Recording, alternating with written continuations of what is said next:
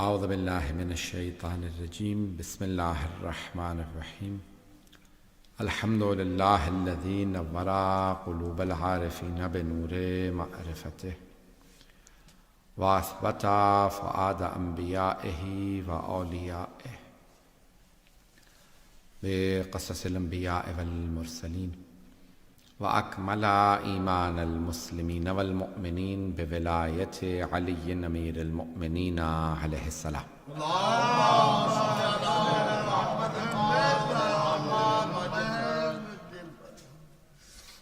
والصلاة والسلام والتحية والإكرام على أفضل الموجودات العبد المؤيد والرسول المسدد المصطفى الأمجد المحمود الأحمد أعني أبا القاسم محمد اللهم صل على محمد وعلى روحه ونفسه وصهره ووسيه سيد الأتقياء والأصفياء مولى الموالي إمام المتقين علي بن أبي طالب اللهم صل على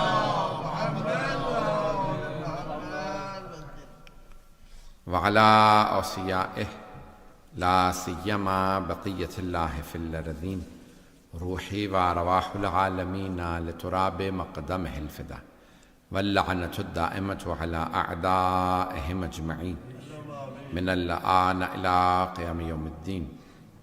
أما بعد فقد قال الله الحكيم في كتابه الكريم بسم الله الرحمن الرحيم قد أفلح المؤمنون الذين هم في صلاتهم خاشعون الذين هم عن اللغو معرضون والذين هم للزكاة فاعلون. صدق الله العلي العظيم. صلى الله عليه وسلم.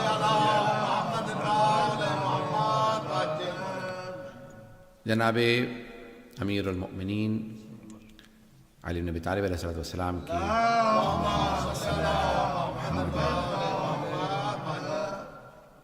سلسلہ مجالس ہیں، سلسلے کی دوسری مجلس ہے، اور میں نے جو موضوع لیا ہے، بلکہ آپ لوگوں نے جو موضوع دیا ہے کہ صفات مؤمنین، اور میں نے سورہ مؤمنون کی ابتدائی یہ چند آیات کی تلاوت کی تھی، اس کا شرف حاصل کیا، اسی کو عنوان قرار دیا قد افلح المؤمنون، بے شک کہ مؤمن ہی فلاح پانے والے. بسم اللہ سید. فلاح کامیابی مؤمنین کے لیے ہے، اور سوائے مؤمن کے کسی کو کوئی کامیابی نہیں. اللہ نے کامیابی مؤمنین کے لیے لکھی ہے. اور لفظ فلاح قرآن کریم میں آیا، میں نے کل عرض کیا تھا فلاح و فوز کا فرق، کہ فوز بھی کامیابی ہے. عربی میں بہت سے الفاظ ہیں، نجح بھی کامیابی ہے، فوز بھی کامیابی ہے، فلاح بھی کامیابی ہے. قرآن کریم کے اندر یہ دو الفاظ زیادہ استعمال ہوئے ہیں. ہم نے کہا کہ زیارات میں بھی آیا ہے لفظ فوز، فَأَفُوزَ فَوْزًا عَظِيمًا، کہ ہم آپ کے ساتھ ہوتے تو ہم بھی کامیاب ہوتے، یعنی کربلا میں ہوتے تو آج بھی جو کربلا کے ساتھ ہے وہی کامیاب ہے. تو جو ائمہ اہل بیت علیہ السلام کے ساتھ ہوگا اسی کے لیے کامیابی ہے، فوز بھی اسی کے لیے ہے، فلاح بھی اسی کے لیے. تو قرآن کریم کے اندر ایک اور لفظ آیا کہ ہم مفلحون، وہی فلاح پانے والے ہیں. تو مفلحون بھی مؤمنین ہی کے لیے آیا ہے. جگہ جگہ قرآن اٹھا کے دیکھیں گے تو یہ الفاظ استعمال ہوئے ہیں، اور ائمہ سے پوچھنا پڑے گا کہ کامیابی کن کے لیے ہے. تو میں نے کل جہاں پہ بات کو روکا تھا وہیں سے بات کو آگے بڑھاتے ہوئے کہ سرور کائنات صلی اللہ علیہ وآلہ وسلم نے فرمایا،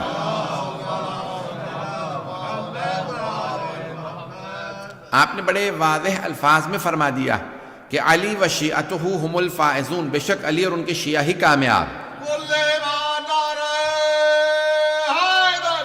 یا علی.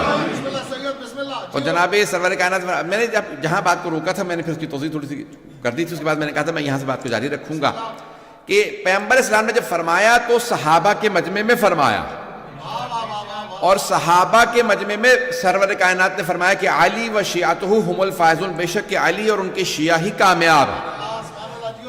ایک طبقہ ایسا تھا صحابہ میں کہ جنہیں خود صحابہ آپس میں کہتے تھے یہ علی کے شیعہ ہیں. شیعہ کہا جاتا ہے پیروکار کو، شیعہ کہتے ہیں پیرو کو جو پیچھے چلنے والا ہو. تو کچھ ایسے تھے صحابہ رسول کے اندر بھی جن کو سرور کائنات کی حیات طیبہ میں بھی کہا جاتا تھا یہ علی کے شیعہ ہے. توجہ میرے ساتھ.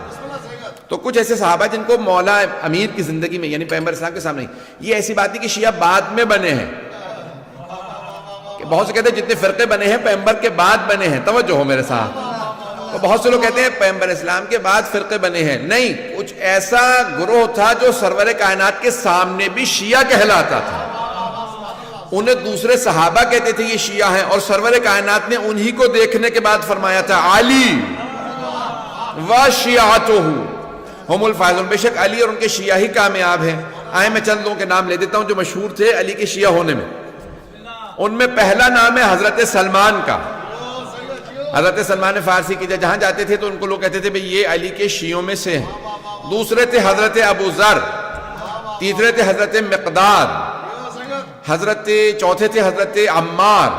یہ وہ چند افراد تھے کہ جہاں جاتے تھے، بہرحال ان کے علاوہ بہت سے لوگ ہیں، حضرت حذیفہ یمانی اور بہت سے لوگ ہیں کہ جو جہاں مولا کائنات جاتے تھے یہ پیچھے پیچھے رہا کرتے تھے، اس لیے لوگ کہتے تھے یہ علی کے شیعہ ہیں۔ ایک بات واضح ہو گئی، جو پیچھے چلنے والا ہوتا ہے اسے شیعہ کہا جاتا ہے۔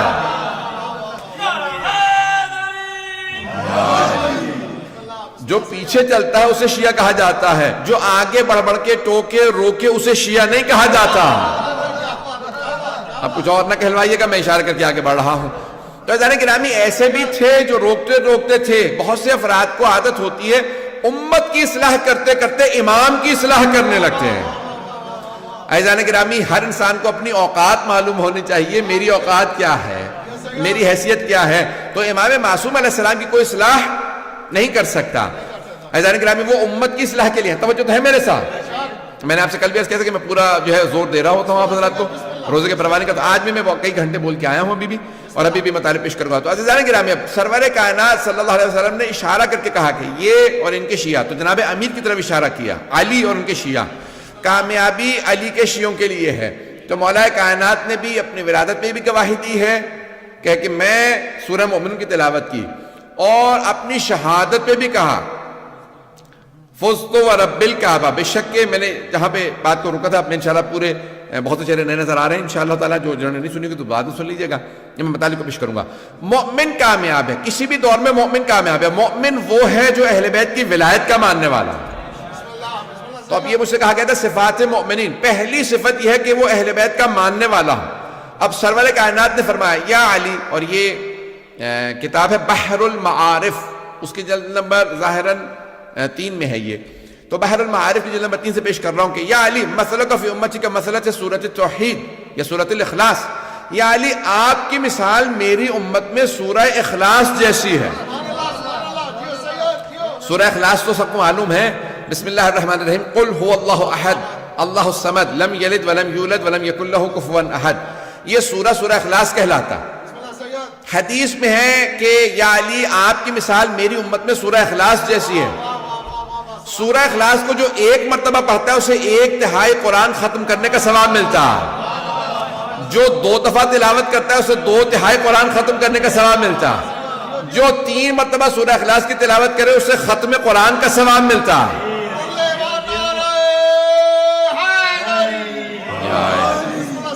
نہیں ابھی مجمع نہیں ہے سارا میرے ساتھ، تو یا علی بھئی پیغمبر اسلام فرما رہے ہیں یا علی آپ کی مثال میری امت میں سورہ اخلاص کی مثال ہے۔ سورہ اخلاص کو 3 دفعہ جو پڑھے اسے پورا قرآن ختم کرنے کا ثواب ملتا ہے۔ توجہ، اب پیغمبر اسلام وضاحت کر رہے ہیں یا علی جو آپ کو زبان سے مانے اس کا 1/3 ایمان مکمل، جو زبان سے بھی مانے دل سے بھی مانے اس کا 2/3 ایمان مکمل، جو زبان سے مانے دل سے مانے اور پورے جسم سے آپ کے ساتھ رہے۔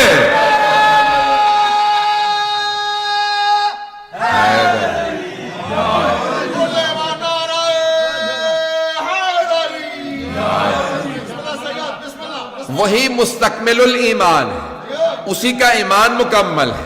تو عزیزان گرامی مومن وہ ہے کہ جو صرف زبان سے نہ مانے، دل سے بھی مانے اور پورے بدن سے مولا کے پیچھے چلتا رہے، پوری طرح سے مولا کی پیروی کرے۔ تو مومن وہ ہے کہ جو ہر طرح سے اپنے آپ کو تسلیم سمجھے مولا کائنات کے سامنے۔ تو پہلی شرط ہے مومن کے لیے ایمان، اور صرف اللہ پہ نہیں، اس کے رسول پہ صرف ایمان کافی نہیں، قرآن پہ کافی نہیں، بلکہ ولایت علی پہ ایمان۔ ولایت محمد و آل محمد پہ ایمان، ولایت اہل بیت پہ ایمان. جو ایمان رکھتا ہے وہی مستکمل الایمان. عزیزان گرامی بہت سے ایسے تھے کہ جو صرف زبانی کلامی مانتے تھے. عزیزان گرامی زبانی کلامی ماننا کافی نہیں ہے. زبانی مان لینا کافی اگر ہوتا تو بہت سے ہم یعنی سارے مسلمان پھر ولایت علی کے معتقد ہیں. تو زبان سے کیونکہ سب کے سب مانتے ہیں کہ ہم اہل بیت کو مانتے ہیں. عزیزان گرامی یہ کہنا کافی نہیں ہے بلکہ دل سے ماننا بہت ضروری ہے. میں نے چند دن پہلے ایک جملہ پیش کیا تھا، بلکہ شاید یہ اس ماہ رمضان کی بات نہیں، کسی اور موقع پہ پیش کیا تھا. میں اس کو تھوڑا سا اشارہ کر کے آگے بڑھوں گا. توجہ ہے میرے ساتھ؟ عزیزان گرامی یہ میں جملہ پیش کر رہا ہوں دوبارہ. بہت سے افراد کہتے ہیں کہ نہیں ہم اہل بیت کو مانتے ہیں. آپ کیوں کہتے ہیں کہ صرف شیعہ اہل بیت کو مانتے ہیں؟ ہم کہتے ہیں کہ ہم اہل بیت کو مانتے ہیں تو کہتے ہیں نہیں ہم بھی مانتے ہیں. اہل سنت بھی ہے کہ وہ کہتے ہیں ہم مانتے ہیں. عزیزان گرامی فرق کیا ہے ان کے ماننے میں ہمارے ماننے میں؟ مجھے معلوم ہے کہ بعض اہل سنت بھی آتے ہیں اور مجھے یہ پورا یقین ہے کہ میرے برادر اہل سنت سن رہے ہیں.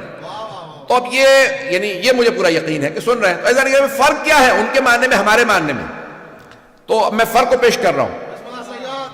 وہ کہتے ہیں ہم مانتے ہیں تو آپ بھی کہتے ہیں کہ صرف آپ مانتے ہیں یعنی اہل بیت کے ماننے والے صرف شیعہ ہیں. کیا فرق ہے ہمارے ماننے میں اور ان کے ماننے میں؟ میں ان کو ان کی زبان میں سمجھانا چاہتا ہوں. اگر کوئی کہے میں اللہ کو مانتا ہوں لیکن جتنے بت ہیں میں انہیں بھی مانتا ہوں،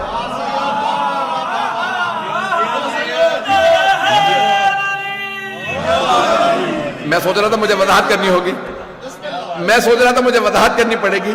آپ حضرات پہنچ گئے بغیر وضاحت کے. کوئی وضاحت نہیں کروں گا، آگے بڑھ جاؤں گا.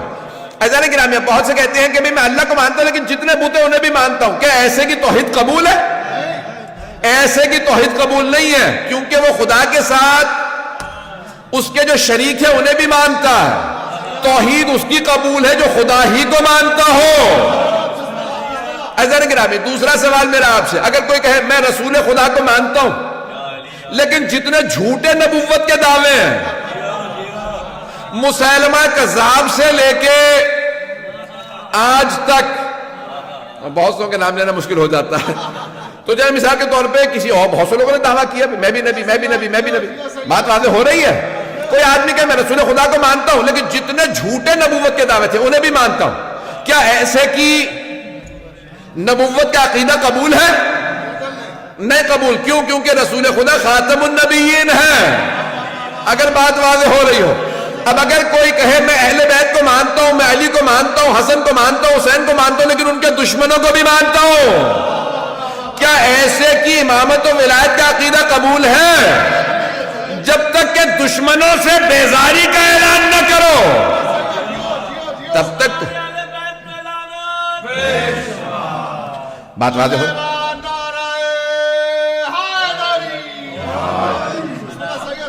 عزیزان گرامی کامیاب وہ ہے کہ جو اہل بیت کو جب مان لے تو پھر دشمنوں کو نہ مانے.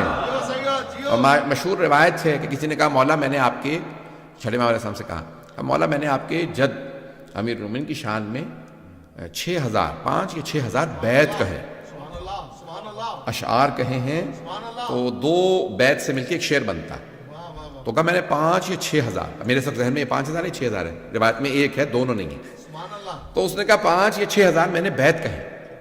تو مولا نے کہا کہ اچھا تو یعنی ہمارے جد کو مانتا ہے؟ کہا ہاں مانتا ہوں، تو ان کی شان میں اتنے بیت ہیں.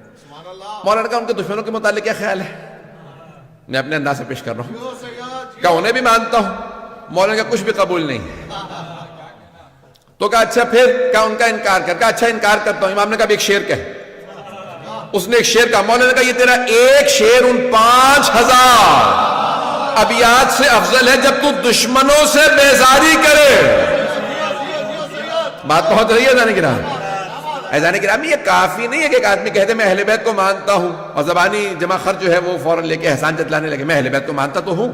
عزیزان گرامی ماننے کے لیے ضروری یہ ہے کہ پہلے دشمنوں سے اعلان انسان بیزاری کرے. وَإِلَّا انسان کا عقیدہ ولایت و توحید یہ عقیدہ امامت قبول. میں بھی پڑھنے والا ہوں، اگر چلتے رہیے گا. مجھے اندازہ ہے کہ آج محققان بھی کافی موجود ہے تو اس لیے جو ہے میں انشاءاللہ وقت پہ تمام کروں گا. کل بھی میں انشاءاللہ میں نے وقت پہ تمام کیا تھا تو چلتے رہیے گا میرے ساتھ. عزیزان گرامی آج بھی اگر کوئی عقیدہ امامت رکھتا ہو، ولایت رکھتا ہو، جب تک کہ دشمنوں سے اعلان بیزاری نہ کرے تب تک اس کا عقیدہ قبول نہیں. دوسری بات عقیدے کے اندر یہ انسان کے لیے بہت ضروری ہوتا ہے کہ انسان جس پہ اعتقاد رکھتا ہو یہ میرا امام ہے، یہ میرا مولا ہے، انسان اس سے کبھی بھی کوئی سمجھوتا نہیں کرتا، جو کہہ دیا وہ تسلیم ہے۔ امام جو ہے یعنی انسان یہ نہیں کہتا کہ یہ مانوں گا یہ نہیں مانوں گا، توجہ ہو، یہ مانوں گا یہ نہیں مانوں گا۔ انسان کسی بھی چیز پہ کمپرومائز نہیں کرتا، سمجھوتا نہیں کرتا، جو کچھ امام نے کہہ دیا وہ قبول ہے، رد و قد نہ کرے، جو امام نے کہہ دیا اس کے سامنے تسلیم ہو۔ عزیزان گرامی، بہت سے افراد امام معصوم علیہ السلام کی حیات طیبہ میں موجود تھے لیکن ٹکرا گئے، کیوں؟ کیونکہ جہاں پہ انہوں نے کمپرومائز کیا امام علیہ السلام نے کہا یہاں کمپرومائز نہیں ہے، ایک جملہ کہوں گا مجھے نہیں معلوم کتنے لوگ میرا ساتھ دیں گے، اور میں بالکل بھی سمجھوتا نہیں کرتا ہوں، آپ جانتے ہیں امامت کے معاملے کے اندر جتنے مرضی معاملات میرے خلاف بنتے چلے جائیں۔ عزیزان گرامی، امامت کا عقیدہ ایسا عقیدہ ہے کہ جس کے اندر انسان میں بالکل بھی کسی بھی طرح کا انسان نیوٹرل نہیں رہ سکتا، بے طرف نہیں رہ سکتا، یہ نہیں کہہ سکتا کہ میں امام کے ساتھ بھی ہوں اور کسی اور کے ساتھ بھی ہوں، یا امام کے ساتھ ہو یا نہیں ہو۔ امام علیہ السلام نے اجازت نہیں دی ہے، میں نے چند دن پہلے جو وعدہ کیا تھا میں اس کو مکمل کر دوں گا، آج میں نے وہاں پہ مکمل نہیں کیا تھا۔ عزیزان گرامی، مولا کے اگر آپ دیکھیں تو حکمیت کا معاملہ، حکمیت ذہنوں میں ہے نا، ایک ہوتا ہے قاضی، ایک ہوتا ہے حکم۔ حکم یعنی آربیٹریٹر، میں نے اسے نص کیا تھا۔ جنگ ہوئی مولا کی صفین، اور معاویہ کے ساتھ جنگ ہوئی، اور اس کے بعد اور نام میں جو ہے وہ لوگوں کی تاریخ ہے، میں کوئی ایسی بات نہیں کر رہا، تو اس لیے معاویہ کے ساتھ جنگ ہوئی، 1.5 سال سے زیادہ جنگ جاری رہی، اور جنگ جب ختم ہوئی تو کہاں پہ ختم ہوئی؟ حکمیت کے معاملے، کہ جہاں جناب مالک اشتر بلایا گیا ان کو، اور پھر آپ کی ہی جو فوج سے لوگ بغاوت کر گئے جن کو خوارج کہا جاتا ہے، خوارج، انہوں نے کہا کہ ہم جو ہے وہ یہ جنگ نہیں کرتے، کیونکہ سامنے انہوں نے قرآن اٹھا لی ہیں نیزوں پہ۔ آج بھی بہت سے افراد صرف قرآن قرآن قرآن دکھا رہے ہیں اور کہتے ہیں کہ میں اہل بیت کو نہیں مانتے۔ عزیزان گرامی، جہاں پہ بھی کوئی بغیر اہل بیت کے قرآن کو مانے گا وہ قرآن سے بھی گمراہ ہو جائے گا، کیونکہ رسول خدا فرما گئے یہ دونوں ایک دوسرے سے کبھی جدا نہیں ہوں گے، قرآن اور اہل بیت کبھی جدا نہیں ہے۔ عزیزان گرامی، انہوں نے کیا کہ آج ہمارے ہاں تشیع میں بھی میں نے دیکھا کہ بہت سے افراد یہ القاب چلا رہے ہیں کہ وہ جو ہے کہتے ہیں کہ نہیں ہم اہل القرآن ہیں، حدیث کو بھی نہیں مانتے، کسی چیز کو نہیں مانتے، صرف اور صرف قرآن۔ یاد رکھیے گا، جو صرف قرآن کی بات کرے گا وہ لازماً گمراہ ہو جائے گا، اور میں نے ایسے بہت سو کو دیکھا کہ جو اہل بیت کے راستے کو چھوڑ گئے صرف اور صرف اس لیے کیونکہ وہ کہتے تھے کہ نہیں ہمیں قرآن کافی ہے۔ چاہے آپ وہ شیعہ ہوں سنی ہوں، جب آپ کہیں گے قرآن کافی ہے تو پھر آپ لازماً گمراہ ہوں گے۔ بہرحال کیونکہ ٹی وی پہ جا رہی ہے میں اس لیے بات تھوڑا سا کھول کے پیش کروں گا، چلیے گا میرے ساتھ، بہت معذرت کے ساتھ میں بات بہت زیادہ کھول رہا ہوں۔ عزیزان گرامی، اب یہ جناب امیر علیہ السلام کے سامنے ہوا معاملہ، انہوں نے قرآن اٹھایا، مولا نے کہا بھئی یہ قرآن لے لو، یہ جو دکھا رہے ہیں اس کا واسطہ دے رہے ہیں، جنگ جاری رکھو۔ کہا نہیں مولا وہ قرآن کا واسطہ دے رہا ہے۔ مولا نے کہا اگر وہ قرآن کو مانتا ہوتا تو میرے مقابلے میں کیوں آتا؟ اور مولا نے یہ جملہ فرمایا، کہا ھذا قرآن صامت وانا القرآن الناطق، یہ خاموش قرآن ہے، میں بولتا ہوا قرآن ہوں۔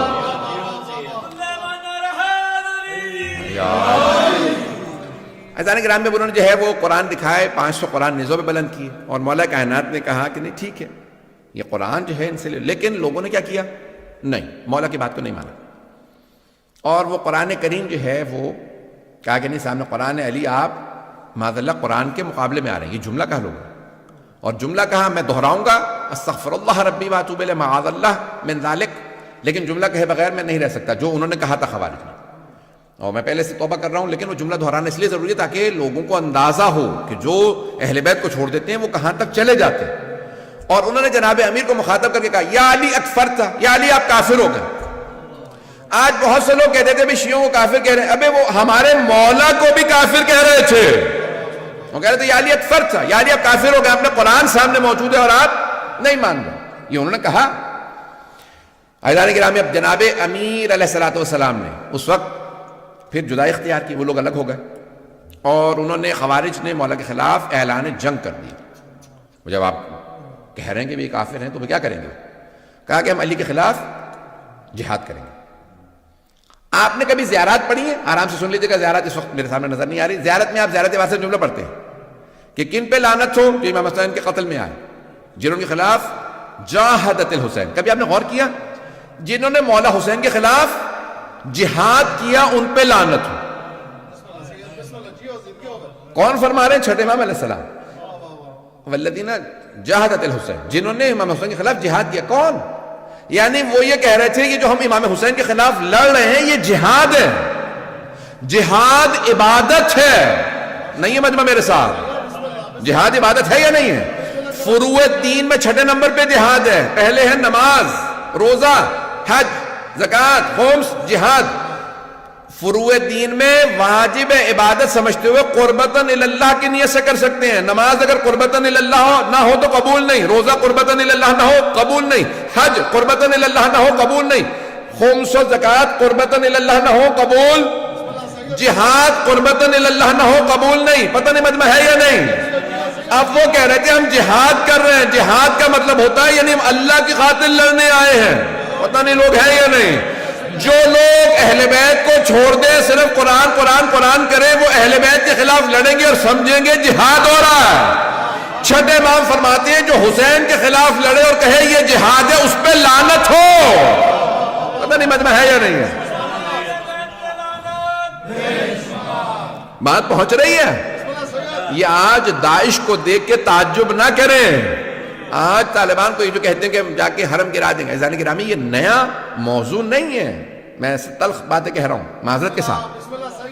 عزیزان گرامی آج بھی اگر ایسے ہوں کہ کہیں کہ ہمیں قرآن کافی ہے، وہ لازماً گمراہ ہوں گے. وہ لازماً اہل بیت کے مقابلے میں آ جائیں. اور انہوں نے کیا کیا جناب امیر کے خلاف؟ میں نے کل فضائل سنایا تھا، لیکن آج میں جو فضائل پیش کر رہا ہوں تھوڑے سے مختلف اینگل سے پیش کر رہا ہوں. جناب امیر کے خلاف انہوں نے بغاوت کا اعلان کر دیا اور نعرہ کیا بلند کیا؟ ان الحکم الا للہ. قرآن کی آیت، سورہ یوسف سے آیت لی اور کہا ان الحکم الا للہ. حکم، حاکم، حکومت کا حق صرف اللہ کو. یعنی کیا مطلب؟ علی ہمیں حاکم قبول نہیں. مولا سے کہا مولا وہ قرآن کی آیت پیش کر رہے ہیں آپ کے خلاف. ایسے سے بھی لوگ تھے بیچارے کہ مولا سے سوال کا جواب لینے آ رہے ہیں، مولا وہ آیت پڑھ رہے ہیں. تو مولا نے کیا فرمایا؟ کلمۃ حق یراد بہا الباطل. کلمہ حق بلند کر رہے ہیں لیکن مراد باطل لے رہے ہیں. قرآن حق ہے. پھر مولا نے فرمایا کہا کہ حکومت لا بد من امیر، اللہ خود حکومت کرنے نہیں آئے گا، ایک انسان ہی حکومت کرے گا. چاہے تم اللہ عادل، اما عادل و اما فاسق، چاہے عادل کی حکومت ہو چاہے فاسق کی حکومت ہو. تم علی جیسے عادل کے نہیں مانو گے تو پھر معاویہ سے کسی اور آدمی کے مانو گے. عزیزان گرامی جناب امیر علیہ السلام نے وہاں پہ سٹینڈ لیا اور پھر آپ نے فرمایا یہ ایک ایسا فتنہ ہے جو میرے بعد بھی کوئی سے خلاف قیام نہیں کر سکے گا، میں ان کے خلاف قیام کروں گا. اور آپ نے قیام کیا اور آپ نے کہا کہ بھائی لشکر کشی کرو، ہم ان کا مقابلہ کریں گے. تھوڑی سی میں جنگ کو پیش کروں گا جناب امیر علیہ السلام کی. شاید تھوڑا سا ماحول بدل جائے کیونکہ میں تلخ و سخت باتیں کہہ رہا ہوں. یہ ہر دور میں انفارچونیٹلی افسوس کے ساتھ کہنا پڑتا ہے، یہ ہر دور میں ایسا آپ کو مل جائے گا کہ ایسے لوگ آج بھی، داعش دیکھ لیں، ایسے بہت سے لوگ ہیں جو بغاوت کریں گے. اور آخری زمانے میں بھی ایسا ہوگا، بعد امام خلاف بھی بہت سے کلمہ گو ہوں گے اور وہ یہ کہیں گے کہ ہم جہاد کر رہے ہیں. معاذ اللہ آج یہ لوگ مسجدوں میں امام بارگاہوں کے اندر آ کے بم رکھتے ہیں اور کہتے ہیں ہم جہاد کر رہے ہیں. اور چھٹے امام فرما گئے کہ ایسے جہاد کرنے والوں پہ بھی لعنت ہو. آئیں ذرا چلیے گا میرے ساتھ عزیزان گرامی. زیادہ تلخ تو نہیں ہو رہا ہوں، 5 سے 10 منٹ کی زحمت دوں گا بس. عزیزان گرامی مولا کائنات نے ایک مرتبہ ان کے خلاف جنگ کا اعلان کیا. اس کو جنگ کو کہا جاتا ہے نہروان. اور مولا کے چاہنے والے تھے حضرت عبداللہ ابن خباب ابن ارت. میں نے کسی مقام پہ بیان کیا تھا، یہاں نہیں پڑھا کبھی بلکہ زیارات پہ ہی پڑھا. وہ ان کی اہلیہ جو ہیں وہ حاملہ تھیں اور وہ ان کو لے کے آ رہے تھے کوفے وضع حمل کے لیے. راستے میں خوارج نے روک لیا. لمبی لمبی داڑیاں، سجدوں کے نشان، قاری قرآن سب تلاوت کر رہے تھے. اتنے مقدس ظاہری طور پہ کہ ان میں سے ایک آدمی نے کھجور زمین سے اٹھا لیا کہ گرا ہوا کھجور ہے، منہ میں رکھا. دوسرے نے کہا تمہیں پتا ہے یہ باغ کس کا ہے؟ کہا نہیں. کہا تم نے بغیر اجازت کے تم نے کھجور کھا لیا؟ اس نے واپس نکال کے وہیں زمین پہ رکھ دیا. کہا پروردگارہ مجھے معاف کر دے، میں نے کھجور بغیر مالک کے پوچھے کھا لیا تھا، مجھے معاف کر دے. اس کا مطلب ہے کبھی بھی لوگوں کے لمبے سجدوں سے، لمبی داڑھیوں سے، ظاہری تقدس سے دھوکہ نہ کھانا۔ اگر اہل بیت کو نہیں مانتے تو جتنا مرضی اپنے آپ کو مقدس دکھاتا رہے، وہ پھر بھی فاسق ہے۔ پتہ نہیں بات پہنچ رہی نہیں پہنچ رہی۔ اب کیا کیا اس نے کھجور واپس رکھ دیا۔ اس نے کہا یہ کھجور میں نے بغیر، پروردگارا مجھے معاف کر دے، یہ کھجور میں نے اٹھا لیا تھا۔ اتنے میں حضرت عبداللہ ابن خباب ابن علت آ رہے ہیں اپنی زوجہ کے ساتھ۔ اپنی زوجہ کو انہوں نے سوار کرا رکھا ہے خچر کے اوپر اور لے کے جا رہے ہیں کوفے۔ انہوں نے روکا، کہا بھی بتاؤ تم علی کے چاہنے والے ہو، علی کے ساتھ ہو یا ہمارے ساتھ؟ اور اس نے کہا کہ نہیں، میں علی کے ساتھ نہیں۔ حضرت وہ چاہنے والے تھے۔ اب وہ بہرحال اب بیچاری ان کی زوجہ بھی اور وہ بھی دونوں شیعہ عجیب و غریب کیفیت۔ تو کہا کہ بھئی میں کوفے جا رہا ہوں، مجھے کیا مطلب ہے آپ کی کوئی سیاسی کو معاملہ ہوگا؟ کہا نہیں، آپ تم بتاؤ کہ تم علی کے چاہنے والے ہو یا نہیں؟ انہوں نے کہا نہیں، میں علی کے چاہنے والا نہیں ہوں۔ تقیہ میں انہوں نے کہا میں تقیہ میں چاہنے والا نہیں ہوں۔ انہوں نے کہا اچھا اگر تم علی کو نہیں چاہتے تو پھر معاذ اللہ استغفر اللہ تعالی علی پہ لعنت کرو۔ اس نے کہا مانتا نہیں ہوں لیکن لعنت نہیں کروں گا۔ میں لعنت نہیں کروں گا۔ کہا کیوں؟ اگر نہیں مانتے تو پھر لعنت؟ کہا نہیں، وہ داماد پیغمبر تو ہے۔ اب وہ بہرحال سمجھ گئے۔ انہوں نے کہا نہیں یہ شیعہ یہ چھپا رہا۔ انہوں نے کہا کہ نہیں تم لعنت کر، نہیں بیوی سے کہو نہیں۔ انہوں نے کہا ٹھیک ہے ان کو قتل کر دو۔ انہوں نے ان کا سر کاٹا اور زمین پہ رکھا۔ پھر ان کی اہلیہ سے کہا، انہوں نے کہا نہیں میں بھی ماننے والی نہیں۔ انہوں نے ان کو مارا، پھر ان کا شکم چاک کیا اور بچے کو نکالا، بچے کا گلا کاٹا اور ان کے باپ کے ساتھ رکھا۔ کہا کیوں؟ کہا کہ یہ شیعہ ہیں۔ عزیزان گرامی یہ آپ یہ آج نہ سوچیں، بہت سے ہمارے اپنے شیعہ کہنے لگ گئے تھے شاید کربلا میں اور ائمہ علیہ السلام پہ اتنے مظالم نہ ہوئے ہوں، اتنے مصائب نہ ہوئے ہوں۔ جب آج لوگوں نے داعش کو دیکھا تو پھر مانا ہاں اتنے مظالم ہوئے ہوں۔ پتہ نہیں بات پہنچ رہی یا نہیں پہنچ رہی۔ عزیزان گرامی انہوں نے اتنا مولا علی علیہ السلام نے ان کا ذکر کیا۔ پھر حضرت کمیل کی جہاں پہ قبر ہے آج، وہاں پہ ان کو دفنایا گیا لا کے۔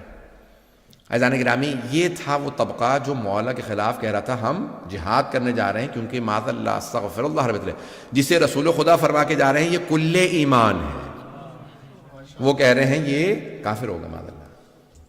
یہ بتانا کیوں ضروری ہے؟ تاکہ آپ لوگ اویئر رہیں کہ تاریخ اتنی تلخ ہے اور آپ کو پتہ ہو کہ ہم اگر کسی پہ تبرہ کر رہے ہیں یا ہمارے بہت سے برادر ہیں سن رہے ہیں تو وہ پوچھتے ہیں کہ نہیں کیوں آج اب گزر گیا معاملہ، تلک امۃ قد خلت۔ ایک صاحب نے مجھے آیت بھی سنائی، انہوں نے کہا میں حافظ قرآن ہوں مولانا، میں آپ کو بہت زیادہ شوق سے سنتا ہوں، تو انہوں نے مجھے آیت سنائی بیچارے نے، بڑی محبت میں سنائی، میں بھی سن رہے ہوں گے، ابھی بھی سن رہے ہوں گے، میں یعنی مجھے ان سے کوئی دشمنی نہیں ہے۔ تو ان کا آیت ہے تلک امۃ قد خلت لہا ما کسبت ولکم ما کسبتم، وہ ایک امت تھی وہ خلق کی گئی، ان کا حساب ان کے ساتھ، آپ کا حساب آپ کے ساتھ، ان کو بھلا دیں۔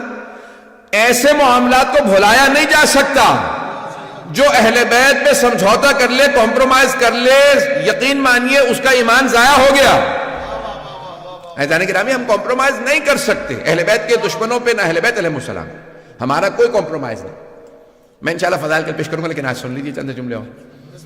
اب کیا ہوا، لشکر آ گیا نہروان کے مقام پہ، بہت بڑا لشکر، 10,000 سے اوپر کا لشکر۔ مولا نے کہا کہ ان کے 10 افراد بھی نہیں بچیں گے اور میرے 10 افراد بھی شہید نہیں ہوں گے۔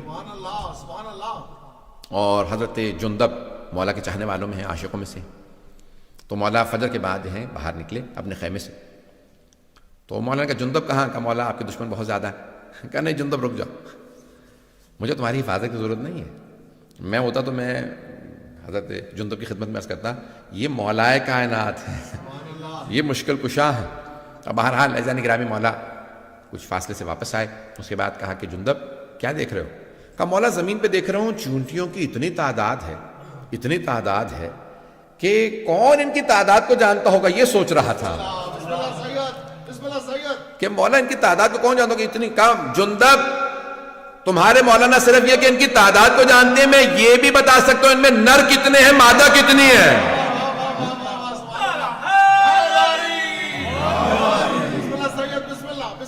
معذرت کے ساتھ کئی مرتبہ چیزیں ہو جاتی تو انسان کا موڈ ویسا بنتا ہے، اس حساب سے انسان پیش کرتا ہے مطالب کو۔ تو آج میں نے تلخ انداز سے پیش کیا، انشاءاللہ کل میں فضائل کے انداز سے پیش کر دوں گا۔ عزیزان گرامی مولا کائنات کی پھر ایک مرتبہ جنگ شروع ہوئی اور مولا نے بتایا کہ کتنے لوگ آ رہے ہیں، اور جناب جندب کو کہا کہ جندب یہ جو پہاڑ دیکھ رہے ہو سامنے، اس کے پیچھے ایک لشکر آ رہا ہے، وہ بھی آئیں گے حملہ کریں گے، وہی خوارج ہیں، وہی نہروان کے اس مقام پہ آئیں گے، مجھ سے بھی مقابلہ کریں گے، اور ان میں سے 7 افراد فرار کریں گے، 3 افراد کے ساتھ بھاگ جائیں گے۔ انہی میں سے فرار کرنے والوں میں سے ایک کا نام تھا عبد الرحمن ابن ملجم، جس کو یعنی ہمارے ہاں کہا جاتا ہے کہ جس قدر یعنی سب سے شقی القلب کہا ہے رسول خدا نے اس آدمی کے لیے، کہ کربلا میں بھی آنے والوں سے زیادہ پتھر دل انسان یہ ہے، شمر سے زیادہ ملعون ابن ملجم، اور کہا جاتا ہے کہ اس کا نام لے کر کے جتنی ہو سکے لعنت کرنا اس کا بے انتہا ثواب۔ تو عبد الرحمن ابن ملجم، میں اس کی بھی تھوڑا سا تاریخ پڑھنا چاہ رہا تھا لیکن اب شاید آج پیش نہ کروں، مجھے اندازہ ہے کہ بہت سی باتیں میں نے کل کہیں اور میں کہوں گا آئندہ بھی 3 مجالس کے اندر۔ عزیزان گرامی، مولا نے پھر جنگ کی، اور مولا جو ہیں وہ عام طور سے زمین پہ کھڑے ہو کے جنگ کرتے تھے، جو آئے مقابلہ کرے، جو مارا جائے مارا جائے، جو بھاگ جائے بھاگ جائے۔ واحد جنگ ہے جہاں پہ مولا نے فرمایا، کہا اس میدان سے کسی کو بھاگنے نہ دینا۔ یہ صفین کے لیے اور نہروان کے لیے لوگوں نے کہا کہ مولا نے صرف ان کے لیے کہا اس میدان سے جو بھاگے اسے بھاگنے نہ دینا، اس سے پیچھے اس کے مقابلہ کرنے کے لیے جانا اور اس کو وہاں مار دینا۔ کہا مولا کیوں؟ جمل میں آپ نے کہا جو بھاگتا ہے بھاگ جائے، لیکن یہاں پہ آپ فرما رہے ہیں کہ جو بھاگتا ہے اسے بھاگنے بھی نہ دو۔ کہا جمل میں لوگ ماں کا نام سن کے دھوکہ کھا کے آ گئے تھے، پتہ نہیں لوگ ہیں یا نہیں، سوچ رہے تھے شاید ماں صحیح ہو اس لیے دھوکہ کھا کے آئے تھے، انہیں نہیں پتا علی حق ہے، پتہ نہیں مجمع ہے یا نہیں۔ کہ اس لیے میں نے وہاں پہ کہا تھا جو بھاگے بھاگنے دو، دھوکہ کھا کے آئے، وہاں مسلمان تھے دھوکہ کھا کے آ گئے تھے، یہاں یہ منافق ہیں، کافر ہیں، اسلام کا لبادہ اور رکھا، کہ کوئی بھاگے اسے بھاگنے نہ دینا۔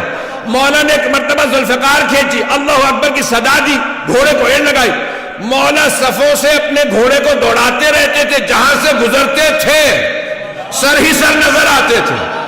کسی نے سوال کیا یا علی تلوار چل نہیں رہی، سر پہ سر گر رہے ہیں؟ میں اپنے انداز سے جواب دے رہا ہوں، مولا کہیں گے میں ذوالفقار کو روک رہا ہوں، روک نہیں رہی ہے۔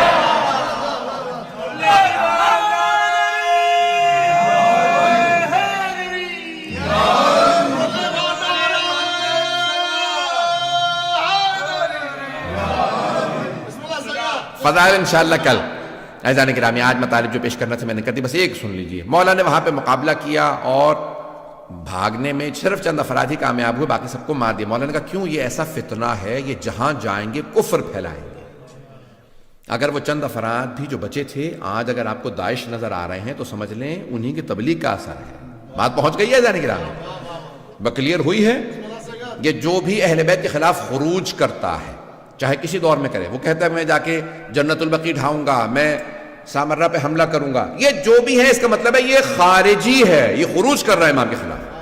اور خوارج ہمارے تمام علماء نے کہا کہ وہ نجس ہیں، عین نجس، اخبث و انجس ہیں، نجس جانوروں سے بھی زیادہ۔ اس سے زیادہ کھل کے تو نہیں پڑھ سکتا ممبر سے۔ تو جو اہل بیت عزیزان گرامی، اب سن لیجیے عبد الرحمن ابن ملجم کون ہے؟ اگر چاہیں تو آج پڑھوں نہیں تو چھوڑ دوں، بسم اللہ بسم اللہ سید بسم اللہ ہے ٹائم تھوڑا پڑھ دوں آج یا کل مکمل کروں؟ عبد الرحمن ابن ملجم ملعون کا سن لیجیے پھر آج۔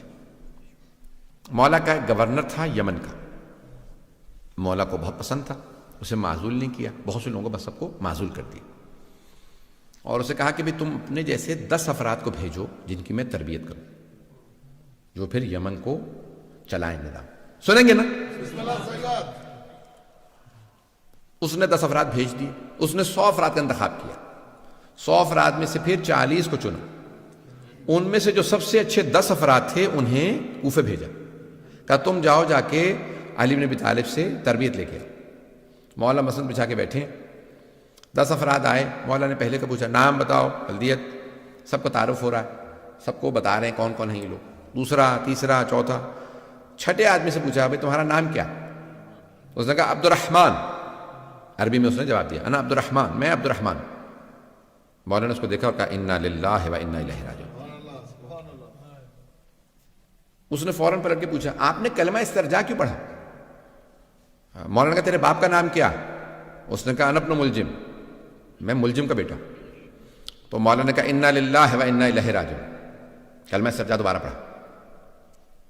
اس نے کہا کیا بات ہے، کیا میں مرنے والا ہوں؟ مولانا نے کہا مرادی انتا، تو مرادی ہے؟ عبد الرحمن ابن ملجم مرادی قبیلے سے تھا، مراد۔ اس نے کہا کہ ہاں۔ مولانا نے پھر کہا انا للہ و انا الیہ راجعون۔ کہا کیا بات ہے، آپ بار بار کلمہ استرجاع کیوں پڑھ رہے ہیں؟ کیا میں مرنے والا ہوں؟ مولانا نے کہا نہیں، تو میرا قاتل ہے۔ اس نے کہا قاتل نہیں ہوں، میں تو آپ کا چاہنے والا ہوں۔ مولانا نے کہا نہیں، تو میرا قاتل ہے، میں تجھے ابھی سے وارننگ دے رہا ہوں، تجھے تحدید کر رہا ہوں، تو جہنم میں جائے گا اپنے اس گناہ کی وجہ سے، اور وہ لعنت ہوگی، تو جہنم کے اس گڑھے کے اندر جائے گا کہ جہاں کوئی نہیں ہوگا۔ اس نے کہا نہیں، کیسے ہو سکتا ہے میں آپ کو مار دوں؟ مولانا نے کہا میں تجھے بتا رہا ہوں ابھی، تو قاتل ہے میرا۔ ایک مرتبہ اس نے کہا کہ بھئی کیسے ہو سکتا ہے، آپ مجھے مار دیں، ابھی مار دیجئے۔ مولانا نے کہا کس جرم میں، جو تو نے ابھی کیا نہیں؟ اسلام میں جرم سے پہلے سزا نہیں ہے، جرم کے بعد سزا ملتی ہے۔ تو نے بھی جرم نہیں کیا، لیکن میں تجھے ابھی سے وارننگ دے رہا ہوں۔ اب اسے اندازہ نہیں، آہستہ آہستہ وہ ایک فاحشہ کا جو ہے وہ عاشق ہو گیا۔ اب ممبر کے قابل نہیں کہ میں بیان کر سکوں۔ اس کا نام قطام تھا، ہمارے ہاں بھی کہا جاتا ہے نا، گالی دینی ہوتی ہے تو قطامہ کہتے ہیں، یہ اس کا نام تھا۔ اس نے بھی شرط رکھی، اور وہ بھی مولا کی دشمنوں میں سے تھی اور ملعونہ تھی، اور بہرحال کہ بھی میں شادی کروں گی، لیکن مجھے ایک کنیز چاہیے، 5000 دینار چاہیے، اور علی بن ابی طالب کا سر چاہیے۔ الوقائع والحوادث میں اس روایت کو لکھا۔ کچھ لوگوں نے کہا ہے معاویہ سے بھی لنکس تھے، اور بہرحال اہل بیت کے قتل کے اندر آپ کو پتہ بنو امیہ کا ہمیشہ کردار رہا ہے۔ بنو امیہ نے بڑا منفی کردار ادا کیا، اہل بیت کے خلاف جو سب سے بدترین جو دشمن اہل بیت کے گزرے ہیں اور اب تک ہیں وہ بنو امیہ۔ اب وقت تمام ہو گیا، میں تفصیل میں نہیں جا سکتا۔ اور پھر اس نے کہا کہ نہیں میں ایسا نہیں کر سکتا، اور پھر آہستہ آہستہ کہا کہ ٹھیک ہے میں ایسا کروں گا۔ اور کیا کیا اس نے؟ یہ گیا خانہ کعبہ میں، غلاف خانہ کعبہ پکڑ کے اس نے قسم کھائی کہ میں علی کا قتل کروں گا۔ آج آپ دیکھتے ہیں بہت سے کہ یہ اپنے آپ کو کہتے ہیں خادم الحرمین شریفین، پتہ نہیں لوگ ہیں یا نہیں۔ بہت سے لوگ دھوکہ کھا جاتے ہیں، وہ حرم کے خادم ہیں اور آپ ان کو برا کہہ رہے ہیں۔ بھئی ہم آپ کو تاریخ میں ایسے بہت سے کردار پیش کر سکتے ہیں جو خانہ کعبہ کا غلاف پکڑ کے قسم کھاتے ہیں کہ میں رسول خدا کے بھائی علی بن ابی طالب کا قتل کروں گا۔ یہ میں کیوں پیش کر رہا ہوں؟ یہ قابل توجہ باتیں، آج یہ قابل غور ہیں۔ یہ آج دھوکہ نہ کھائیں لوگوں کے بڑے بڑے ٹائٹلوں سے، اتنے بڑے بڑے انہوں نے اپنے آپ کو ٹائٹل دے رکھے۔ میں حرمین کا، مکہ مدینہ کا خادم ہوں، جنت البقیع ڈھا دے تب بھی لوگ ان کو لعنت نہیں کرتے، رسول خدا کی بیٹی کا حرم گرا دیں لوگ کہتے ہیں کہ لعنت نہیں کر سکتے۔ آپ سوچ سکتے ہیں کوئی آدمی؟ 4 معصوم اماموں کی قبریں ڈھا دی۔ ازواج رسول کے ماننے والے کہاں ہیں آج، جو کہتے ہیں امہات المومنین کو مانتے ہیں؟ 9 امہات المومنین کی قبریں ڈھا دی۔ کوئی بولنے کے لیے تیار کہتے ہیں نہیں لعنت نہیں کریں، حرمین کے خادم ہیں، مکہ مدینہ کے خادم ہیں۔ یہ آل سعود کا کردار ہے آپ کے سامنے۔ میں بہت معذرت، بہت تلخ میں نے پیش کیا، مکمل کر رہا، ختم تمام۔ عزیزان گرامی، اس نے کیا کہا؟ اس نے کہا میں کیا کروں گا؟ حرم میں خانہ کعبہ کا پردہ غلاف پکڑ کے قسم کھائی میں علی کا قتل کروں۔ کب؟ شب قدر میں۔ کہاں پہ؟ مسجد کے اندر، مقدس جگہ پہ، مقدس رات میں مقدس ترین ہستی کا قتل کرنے آ رہا ہے۔ کیا سمجھ کے؟ عبادت سمجھ کے۔ کیا اس زمانے میں ایسے لوگوں پہ لعنت تھی تو آج ایسے لوگوں پہ لعنت نہیں؟ پتہ نہیں میں نے پیش کیا یا نہیں پیش کیا۔ یہ آج امام بارگاہوں میں، مساجد میں وہ کہتے ہیں میں عبادت کر رہا ہوں، میں شیعوں کو مارنے جا رہا ہوں، میں سامرہ کا حرم گرا رہا ہوں، میں عبادت کر رہا ہوں۔ عزیزان گرامی، اسی لیے ہم کہتے ہیں کھولو آنکھیں، دماغ کھولو، کان کھولو۔ ایسے اگر لوگوں کو تم تاریخ میں، آج ایسے لوگ ہیں، اور پاکستان میں کب کہا؟ جب خود کش حملے شروع ہوئے پاکستان میں، کہا نہیں یہ ملعون ہے۔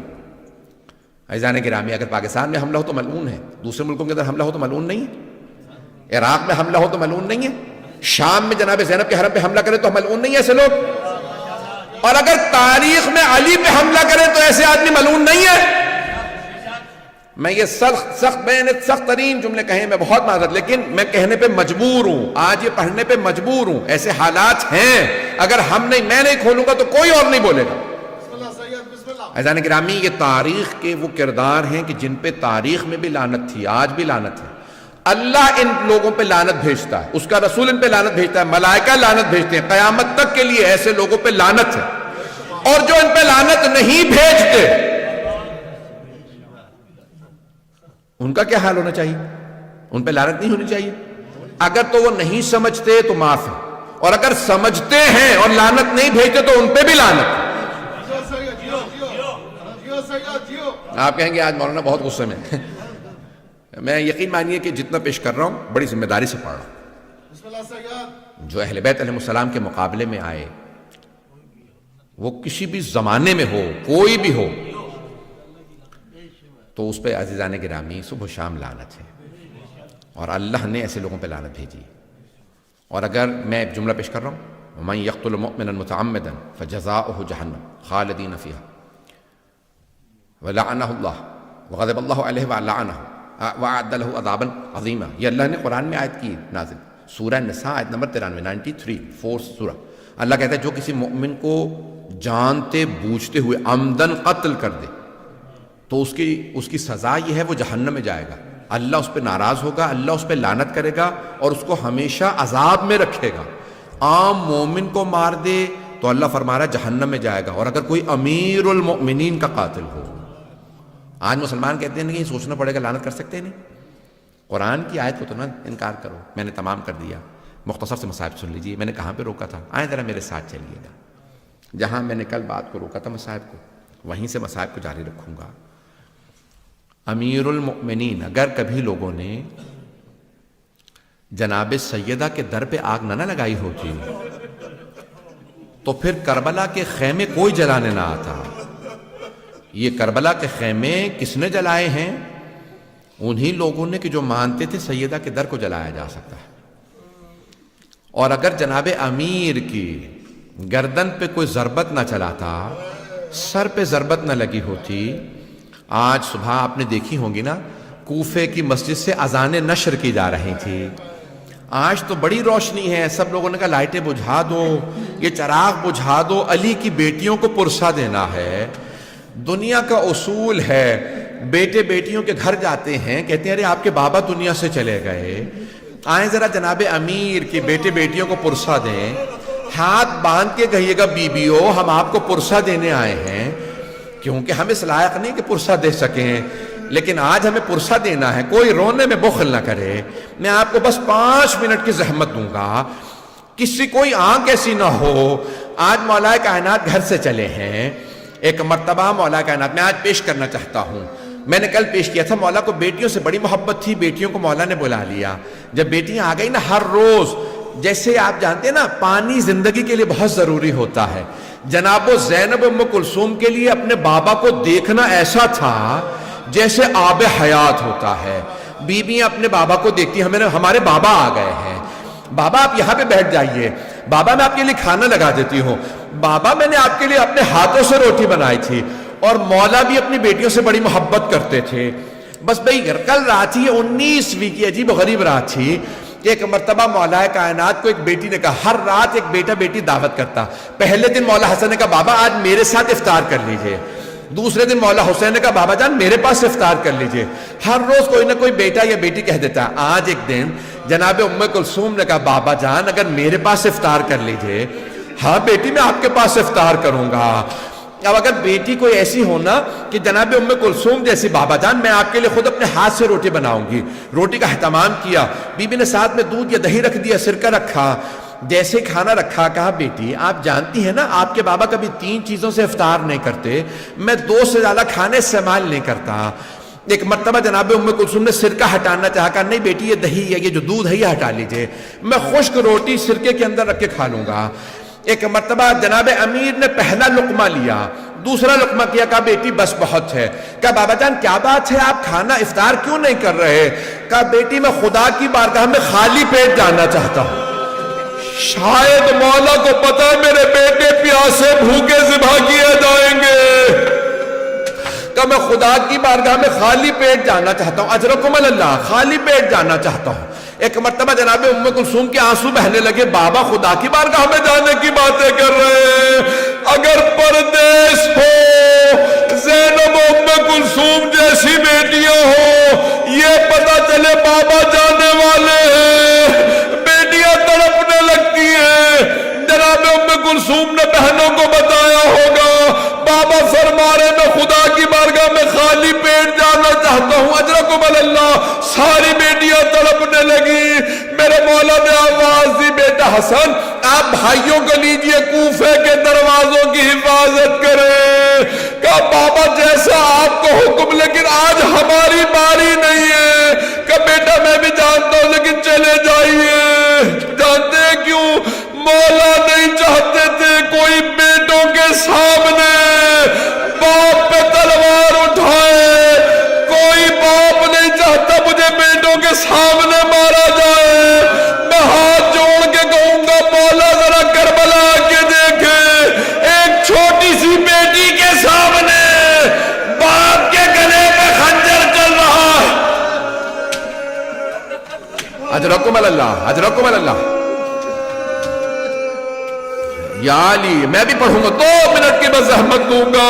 ایک مرتبہ مولا علی نے ایک مرتبہ کا میرے سارے بیٹے کوفے کے دروازوں کی حفاظت کے لیے چلے جائیں. آخری جملے سن لیجئے. مولا نے بیٹیوں سے کہا بیٹیوں الوداع. ساری بیٹیاں صحن میں نکل آئی. بابا یہ کیا حالت بنا رکھی ہے. میرے مولا صحن میں آئے. مرغابیوں نے راستہ روک لیا. مولا کی عبا میں چونچوں کو ڈالا. اب جناب زینب سے رہا نہیں گیا. کہا بابا کبھی آج تک ہم نے یہ حالت نہیں دیکھی. یہ مرغابیاں یہ بطخیں یہ پرندے آپ کا راستہ نہیں روکتے. میرے مولا نے مڑ کے بیٹیوں کو دیکھا پھر ایک جملہ کہا کہ انہن نواہی. یہ میرا نوحہ پڑھ رہی ہے. انہیں پتہ ہے بلی چل کے نہیں آئیں گے. پرندوں کو پہلے پتہ چل جاتا ہے. ایک مرتبہ میرے مولا نے خدا حافظ کیا پھر ایک جملہ کہا زینب میرے بیٹوں سے کہنا انہیں اگر وقت پہ دانا پانی نہ دے سکے آزاد کر دے. میں ہاتھ جوڑ کے کہوں گا مولا آپ سے جانوروں پرندوں کا بھوکا پیاسا رہنا برداشت نہیں. انہیں بھوکا نہ رکھنا. مولا جب کربلا میں آپ کی پوتیوں نے رو کے کہا ہوگا دادا ہم پیاسے ہیں.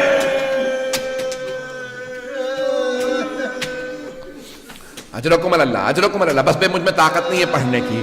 بس بھئی 1 سے 2 منٹ کی زحمت دوں گا. بس بھئی آخری جملے سن لیجئے. میرے مولا چلے آئے اور آنے کے بعد گلدستہ اذان میں مولا نے خود اذان دی. کہا اللہ اکبر. بیٹیوں کے کانوں میں آواز آئی. ایک بیٹی نے رو کے کہا بابا کی آواز میں کتنا درد ہے. بیٹیاں رونے لگی. وہاں بیٹوں نے اذان سنی. کسی نے کہا بابا خود اذان دے رہے. کہا ہاں. مولا حسن نے کہا ایک مرتبہ مولا نے اذان دی گلدستہ اذان میں مینارے میں آخری جملے میرے مولا اترے. ایک مرتبہ میں مینار سے اترے آئے دیکھا کہ ایک آدمی الٹا سو رہا ہے. امام نے کہا ابن ملجم میں اپنے کام سے جا رہا ہوں تو اپنے کام سے اٹھ. ایک مرتبہ مولا محراب میں گئے نافلہ فجر شروع کی. اللہ اکبر. مولا نے نماز شروع کی. ابن ملجم ملعون نے تلوار زہر میں بجھا رکھی تھی. تلوار نکالی ہاتھ کانپنے لگے. شیر خدا کا روپ تھا. گردن پہ مارنا چاہتا تھا سر میں تلوار لگی. میرے مولا کا سر شگافتہ ہوا. ایک مرتبہ بیٹھے کہا بسم اللہ و باللہ وعلا ملت رسول اللہ فستو برب الکعبہ. بیٹیاں تڑپنے لگی. بیٹے رونے لگے. کہا سب چلو مسجد میں بابا کو ضربت لگی ہے. جانتے ہیں کیسے پتہ چلا؟ جناب جبرائیل چلے مرثیہ پڑھنے لگے. تحدمت واللہ ارکان الہدی قتل ابن ام المصطفیٰ قتل علی المرتضی قتلہ اشکل اشکیہ. ہائے آج اللہ کے دین کے سارے ارکان تباہ ہو گئے. ارے محمد مصطفیٰ کا بھائی مارا گیا. علی مرتضی مارے گئے. اشکل اشقیاء نے انہیں مار دیا. بس میں زیارت برآمد ہونے والی ہے. آخری جملہ سن لیجئے. میں آگے نہیں پڑھوں گا کل جاری رکھوں گا. میرے مولا نے ایک مرتبہ بیٹوں کو دیکھا. خدا کی قسم علی کی آنکھوں میں کوئی آنسو نہیں تھا. میرے مولا دلیر تھے. کوئی نہیں روئے. بیٹوں کو روتا دیکھا گا میرے شیروں رونا بند کر دو. ایسے مصائب آتے رہتے. کہا بیٹا حسن آپ نماز مکمل کیجئے. لیکن ایک مرتبہ بیٹوں نے اٹھایا گھر لے چلے. میرے مولا نے کہا حسن مجھے زمین پہ کھڑا کر دو. میں زینب کے سامنے بیٹوں کے ہاتھوں پہ نہیں جانا چاہتا. بیٹیاں نہ سوچے بابا کو تکلیف ہے. اب تک مولا نہیں روئے، لیکن جیسے ہی دروازہ کھلا سامنے دیکھا مولا کی بیٹیاں ماتم کر رہی ہیں. ہائے بابا، ہائے بابا. میرے مولا رونے لگے، ہائے میری بیٹیاں. پردیس میں کبھی کوئی ایسے بھی روتا ہے؟ یا علی،